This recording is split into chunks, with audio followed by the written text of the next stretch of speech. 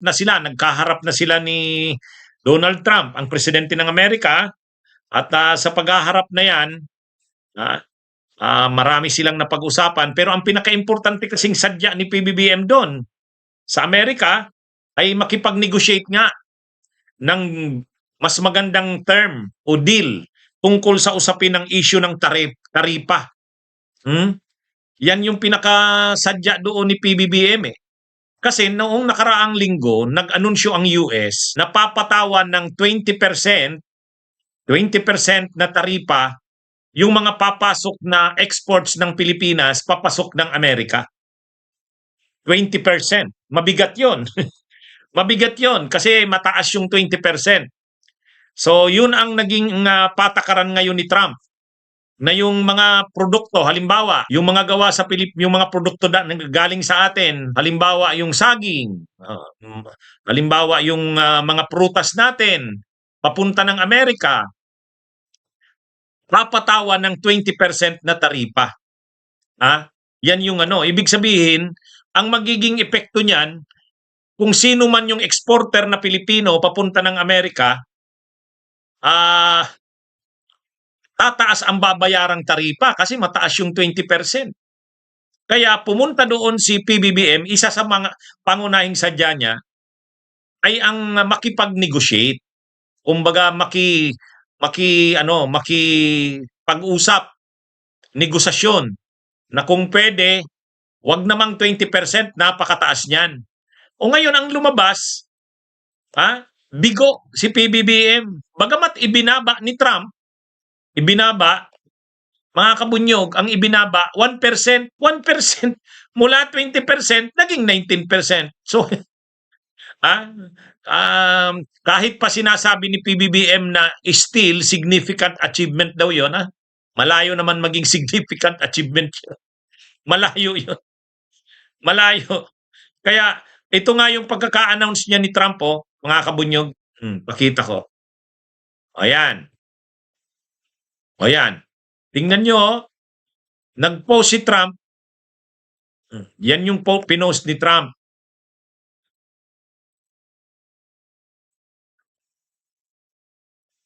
Mga kabunyog, basahin ko Sabi ni Donald J. Trump, President Ferdinand Marcos of the Philippines is just leaving the White House with all of his many representatives. It was a beautiful visit. And we concluded our trade deal whereby the Philippines is going open market, all caps pa yung open market with the United States.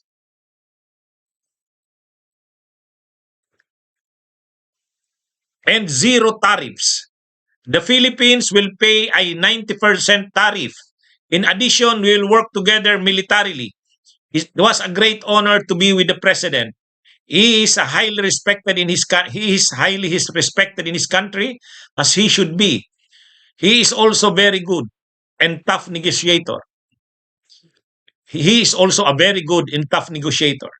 We extend our warmest regards to the wonderful people of the Philippines. So, inanunsyo ni Trump diyan pa lang makikita na natin yung 20% na tariff natin naging 19.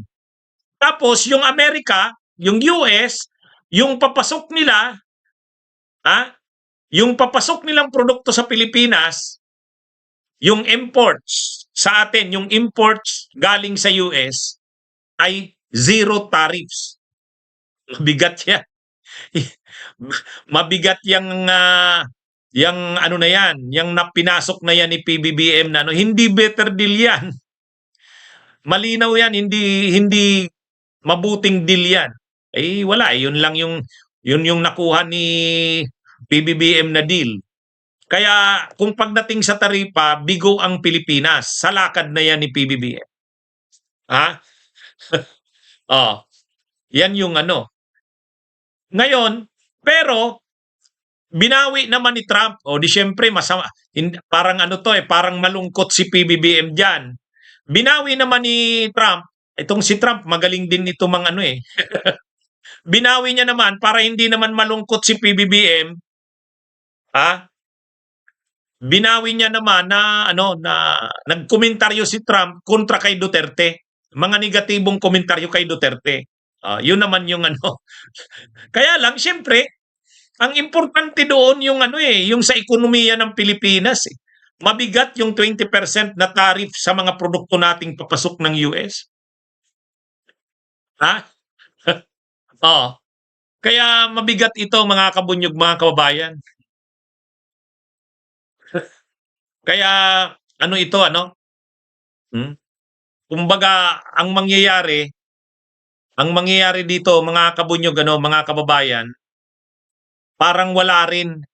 Kasi 20% yung ipinataw ni Trump sa Pilipinas. Nakiusap sana. Pumunta pa doon, napaka-busy ng presidente. Siyempre, ang daming trabaho dito sa Pilipinas.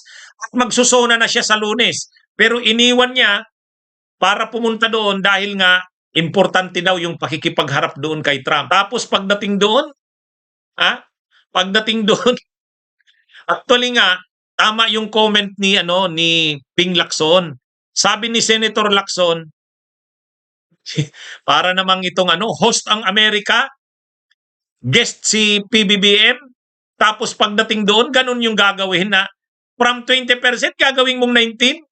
Sabi nga ni Attorney Ruben Caranza, isang abogado, ay napag-usapan na sana yan sa Zoom. Nag-uusap naman sila lagi sa Zoom. Ay, kung ganyan lang naman pala, parang walang na-achieve doon. Na ibaba mo lang ng 1%. Anyway, ito naman yung anong tawag diyan? Ano bang tawag nung medyo pampalubag loob ni Trump kay PBBM. Kasi sigurado malungkot si PBBM sa ganun. Kahit sabihin niyang it was still a significant achievement, hindi. Pero ito naman sabi ni Trump kay Duterte, I can say that the last administration was not getting along with them too well. They did not get along with anybody, honestly.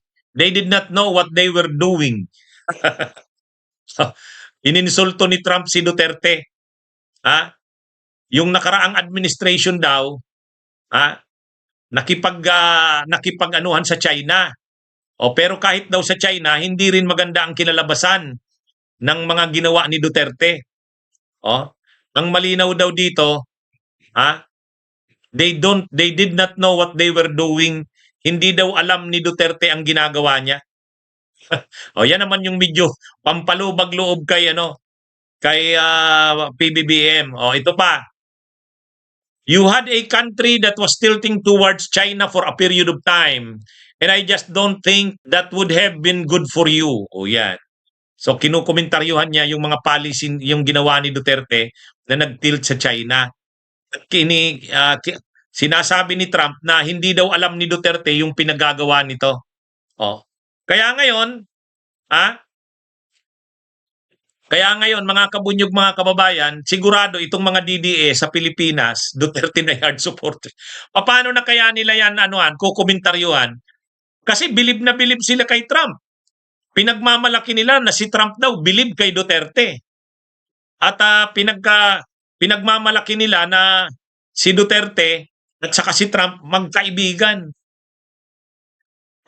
Kaya nga nung nanalo si Trump, ang kantyaw ng mga DDS, paano na yan, PBBM?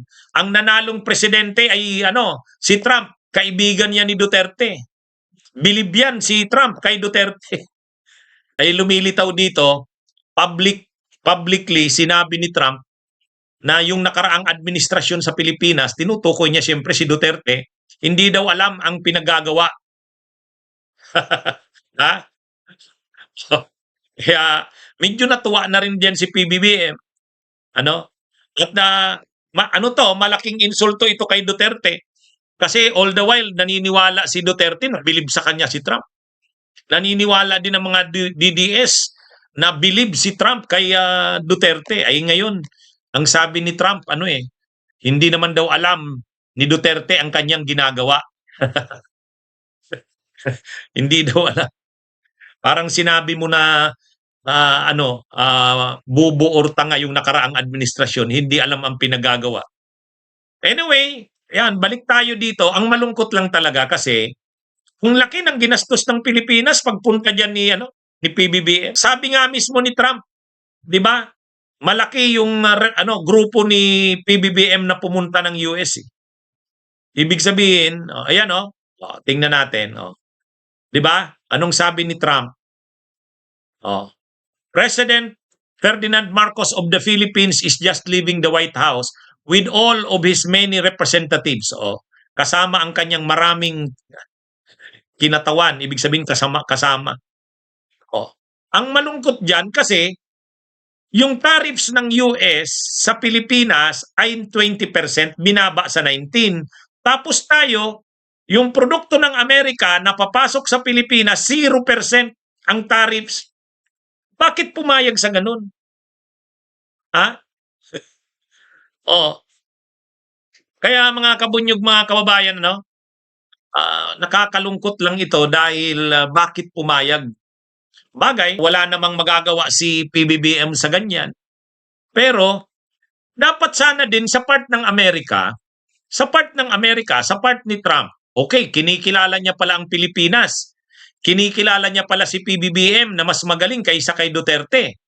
At kinikilala niya na ang Pilipinas ay isang loyal na alyado ng US. Lalo na ngayon sa panahon ni PBBM, galing sa China nung panahon ni Duterte, lumipat papunta ng US. Dapat sana nag-reflect man lang yan ng pag-recognize din ng US o ni Trump sa efforts na yan ni Marcos, ni PBBM. Wala eh. Galing 20%, binaba mo lang ng 19%. Di ba?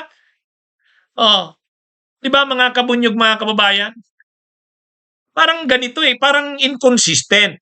Nire-recognize ni Trump na iba daw itong administrasyon na ito. Respectable daw. Tough negotiator daw ito. At ito, loyal daw ito sa Amerika. Itong gobyerno ngayon ni PBBM. Yung nakaraang administrasyon daw, kumiling sa China. Ay di dapat sana, ang kasunod na statement noon, in recognition of your loyalty to our alliance, and in recognition of your effort to shift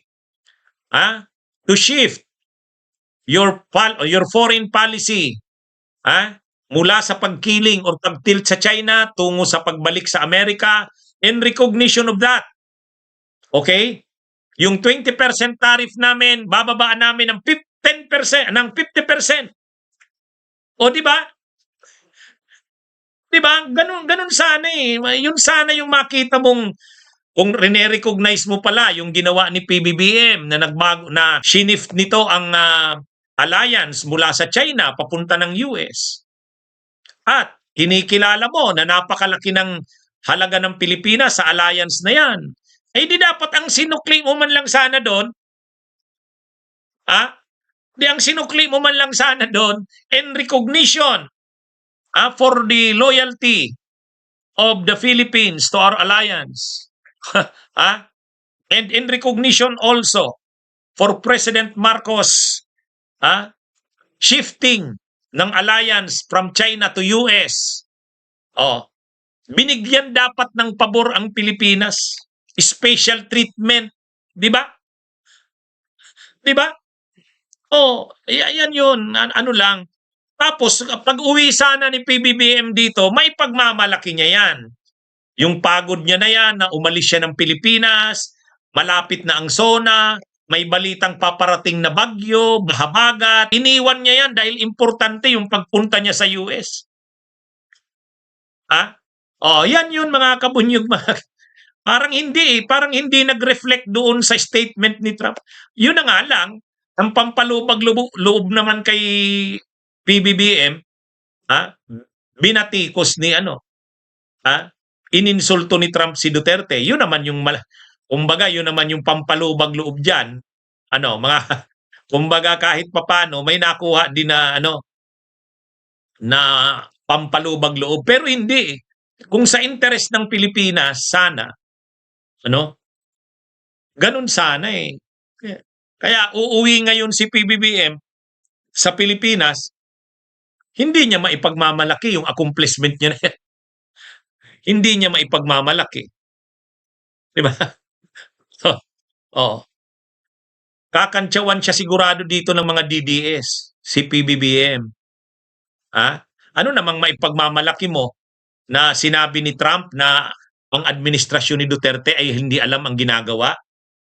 Medyo ala rin yun. Ang importante yung ekonomiya eh. Tapos, sasabihin mo ba yan na better deal yan? Paano naging better deal yan? Ah, oh, sa totoo lang, ano ito mga kabunyog, mga kababayan? Ah, medyo ano to, mahihirapan niyang kumbinsihin dito ang mamamayang Pilipino na better deal yung nakuha na yun. Kasi malinaw naman ang purpose ng pagpunta doon, makikinegotiate ng better terms. Kasi hindi mahirap nga yung 20%. Okay, pinagbigyan ka from 20% to 19%. Ito namang Amerika, sa totoo lang, dapat naman ma-recognize ng Amerika yung ginagawa ng Pilipinas sa kanila. 'Di ba? Dapat naman ma-recognize ng Amerika yung ginagawa ng Pilipinas para sa kanila. Una, nung panahon ng World War II, umalis ang Amerika sa Pilipinas, sila MacArthur. Iniwan tayo sa Pilipinas ng Amerika. Ang sabi na lang ni MacArthur, I shall return. Ilang taong nawala sila MacArthur? 1941, umalis sila, bumalik sila, 1945 na eh. 45. Sino ang lumaban sa Hapon nung wala sila? Yung mga gerilyang Pilipino, hukbalahap. Di ba? Yun. Pero nang bumalik ang Amerika, mainit pa rin tinanggap ng mga Pilipino. Sinalubong sila MacArthur, bayani. Pero ang totoo, ang Pilipino ang naglaban sa Hapon nung wala no. Tapos nung panahon na naman ng Cold War, kalaban yung mga komunistang bansa tulad ng China at ng Soviet Union. Ang Pilipinas kakampi na naman ng Amerika.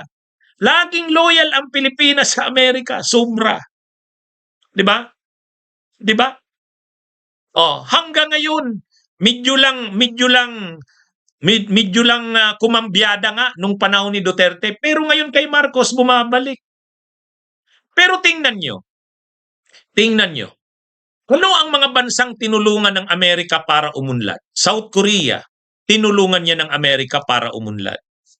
Ang Taiwan, talagang tinulungan niya ng Amerika para umunlad. Ang Israel, talagang tinulungan niya ng todo ng Amerika para umunlad. Ang Pilipinas na napaka-loyal sa kanila, sa Amerika, wala eh. Ito na nga lang trade na to, itong trade deal na ito na nilalakad ni PBBM. Hindi man lang ni-recognize yung effort ni PBBM na mula China linipat niyang US. Oh, 'di ba? Ano lang 'yun. Kaya medyo rin, kumbaga yung 1% kasing ibinaba, parang insulto 'yun eh. Tama si Ping Lacson. Sabi ni Ping Lacson, parang nakaka-insulto naman 'yun sa guest. Na naman 'yon? Yung host nagbigay lang ang host ng 1%. Sabi nga ni Attorney Ruben Carranza, pwede namang mapag-usapan yung 1% na ibinaba na 'yon sa tariff through Zoom call. Oh, yan mga kabunyog. Medyo lang, yan yung yan lang yung medyo, 'di ba? Nakakaano. Parang hindi consistent doon sa sinabi ni Trump. Una, nagpasalamat si Trump kay PBBM na galing China, yung previous administration ay China. Ngayon, na uli sa US, nakabalik sa US. Pangalawa, respectable daw nakausap si Marcos. Tough na negotiator. O, di dapat sana pinakita mo 'yon. Okay, pag-uwi mo sa Pilipinas, halimbawa sa Pilipino, sa Tagalog, pag-uwi mo sa Pilipinas, proud kang masasabi doon. From 20%, ginawa kong 10%. O yan. Di ba?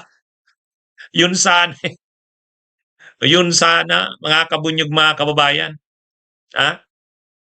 Alam nyo, ang export-import, ganito yan. Kapag mas malaki yung export, kapag mas malaki yung import kaysa export, ang tawag diyan trade deficit. Trade deficit. Pag mas malaki yung import, yung papasok, kaysa sa ating palabas? Ang tawag diyan, trade deficit. Paano tayo magkakaroon ngayon ng trade deficit? Bakit tayo magkakaroon ng trade deficit? Yung exporter na Filipino, hindi ka na ngayon gaganahan mag-export sa Amerika dahil yung export na galing Pilipinas ay may taripa na 19%. Di ba? Mabigat yun. Ha? Mabigat yun, mga kabunyog.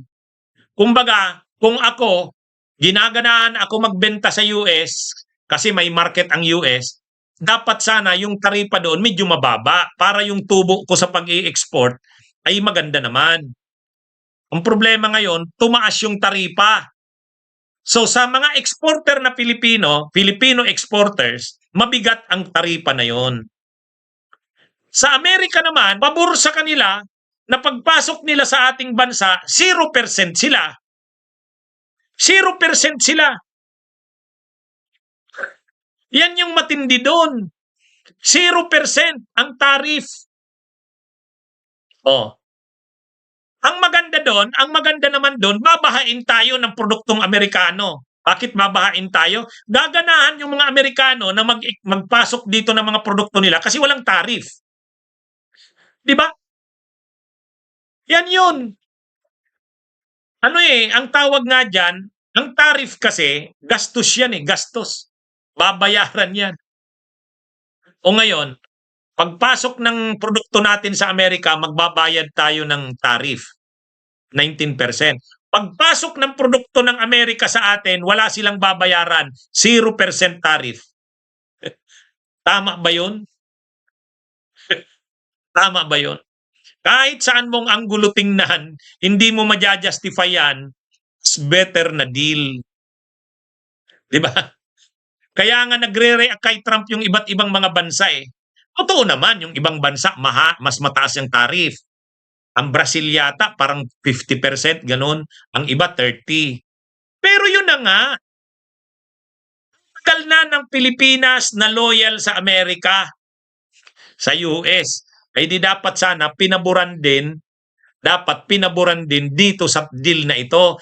Saka dapat inisip din ni Trump na pag-uwi ni PBBM, dapat may maipagmalaki pagdating sa Pilipinas.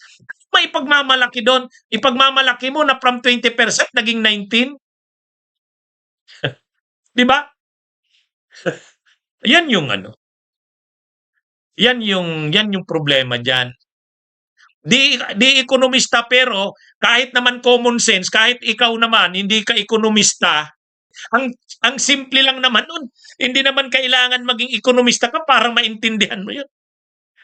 Ha? Di ba? Bakit? Mahirap bang intindihin yung taripa?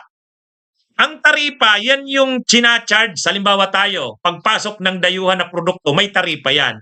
Tayo naman, pagpasok natin doon, may taripa.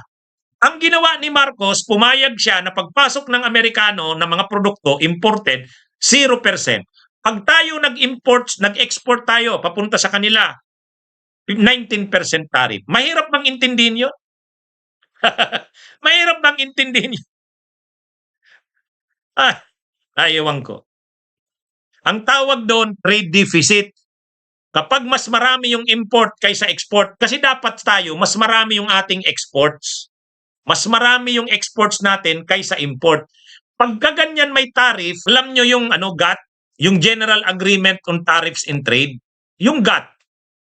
Kaya nga nagkaroon ng World Trade Organization, yung WTO, ang purpose ng GATT-WTO, General Agreement on Tariffs and Trade, kung pwede lang, wala ng tariffs ang mga bansa para yung free flow ng mga produkto. Yung free flow, open market. Yan yung concept ng World Trade Organization, General Agreement on Tariffs and Trades. Ang problema kay Trump, ayaw niya doon. Ang gusto ni Trump, balik yung mga tariff para maprotektahan ang American economy. Kasi binabaha ng mga produkto ng China.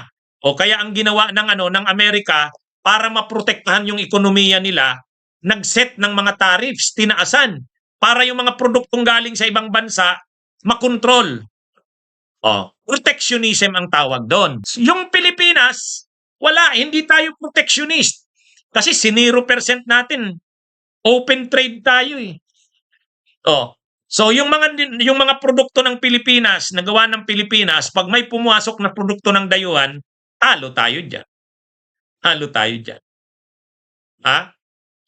So, yan yung yan yung problema diyan. Anyway, para naman matuwa si PBBM, binawi naman ni Trump. Nag-comment siya negative kay Duterte. O yun lang. Yun ang pampalubag loob. Ha? Sabi ni Trump kay Duterte, ano yon? Wala na, hindi naman niya alam yung kanyang ginagawa, oh. They did not know what they were doing. O yan, oh. Yan yung Kaya yan ang laman ng mga balita ngayon. Yan ang mga balita na ngayon. Pero so parang dalawahan yung laman ng mga balita na yan. Una, yung talo tayo doon sa usapin ng tariff. Pero ang pampalubag loob naman ni Trump kay PBBM ay kay PBBM, kinumentaryohan si Duterte. Ha? Okay? Ayan mga kabunyog, mga kababayan. Magandang araw sa inyong lahat. Mabuhay po tayo. Bunyog, bunyog, halikan na kasama ka. Bunyog, kapag buklod ay may pag-asa. Luzon, Visayas, Mindanao, isa ang pananaw. Sa bagong Pilipinas ang bunyog isisigaw. Bunyog.